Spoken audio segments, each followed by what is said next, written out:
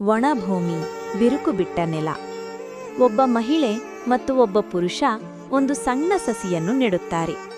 ಸ್ವಲ್ಪ ನೀರು ಹಾಕಿ ಆಶೆಯಿಂದ ಸಸಿಯನ್ನು ನೋಡಿ ನಿಶ್ಶಬ್ದವಾಗಿ ಮನೆಗೆ ಹೊರಡುತ್ತಾರೆ. ಮರುದಿನ ಸಸಿ ಸಂಪೂರ್ಣ ಒಣಗಿದೆ. ಮಹಿಳೆಯ ಕಣ್ಣುಗಳಲ್ಲಿ ಕಣ್ಣೀರು.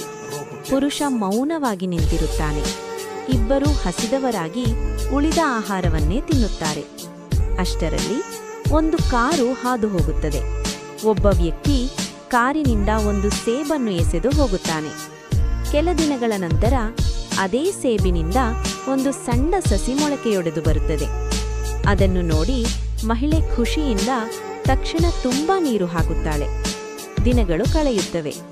ಸಸಿ ದೊಡ್ಡ ಮರವಾಗುತ್ತದೆ. ಮರದಲ್ಲಿ ಕೆಂಪು ಸೇಬುಗಳು.